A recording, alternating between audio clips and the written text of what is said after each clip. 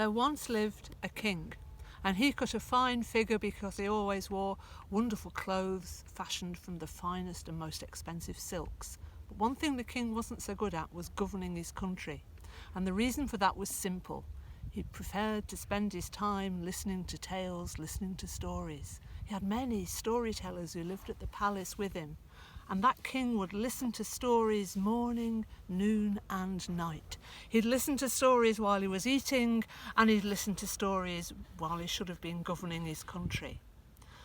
And in time, the storytellers began to run out of new stories to tell the king. And when they did, he'd say, "Oh, I've heard that one before. Take this storyteller to the dungeon." And those poor storytellers were thrown into the dungeon if they couldn't come up with more and more new stories. And after a time, each and every one of the royal storytellers was imprisoned in the dungeon. And the king sent his armies to war and told them to come back with stories as well as spoils. And he sent his merchants to far-flung corners of the earth and told them to come back with tales as well as merchandise, and his scholars to the dustiest books in the darkest corners of the libraries of the land, and told them to translate what they found and to bring them back. And they did. But after a time, even those stories began to dry up, and the king's mood was dark. And then one day, he had an idea. He said, "What I need is a storyteller who can tell me a never-ending story, a storyteller that goes beyond the end of the rainbow, beyond the stars, a storyteller who can tell me a tale that doesn't have an end. And that would keep me happy. And if such a man can be found, then I will give him half of my kingdom." And many storytellers came, but when they read the small print, the clause right at the bottom of the king's proclamation, and saw that if they failed they would be thrown in the dungeon, they didn't even bother trying. Until one day a tatterdemalion of a man turned up, and he said, "I will try this, your highness, as long as you promise to let me tell the story in my own way and at my own speed." "Of course I promise," said the king. "Get on with it, man." And so the king was sat on his throne, and there stood the raggedy storyteller who began, "Once upon a time there lived a king as grand as you are, your highness, and that king decreed that a great granary should be built, a great stone granary, and so it was. And the walls were built of stone, and the high roof was built of stone, and it was the biggest and the grandest granary in the land.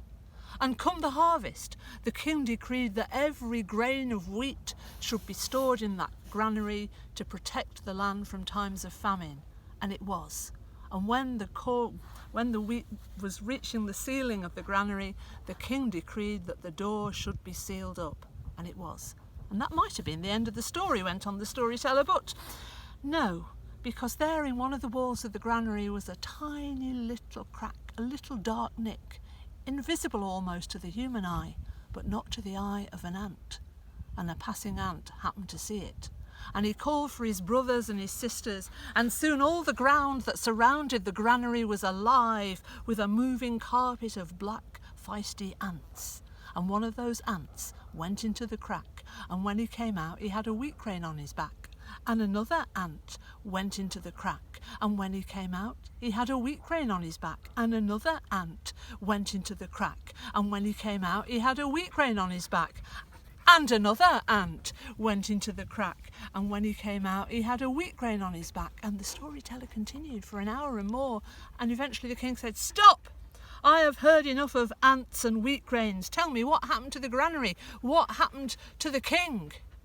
And the storyteller said, "Your highness, you promised me that I could tell this story in my own time and in my own way, and how can you have the end of the story before you've even had the beginning and the middle? And believe me, we're not past the beginning yet. There were millions of grains of wheat and millions of ants waiting to carry them out." And the king had to agree that he had indeed made that promise, and the storyteller continued. And another ant went into the crack, and when he came out he had a wheat grain on his back. And another ant went into the... "Stop," said the king. "Stop. Continue tomorrow. I've had enough of this tale for now." And the king slept very well that night. And the next day the storyteller continued, and the day after, and the day after, and the week after, and the month after, and another ant went into the crack, and when he came out he had a wheat grain on his back, until one day the king said, "Stop! You have indeed got a never-ending story, and I will give you your due reward, half of my kingdom." And so it happened.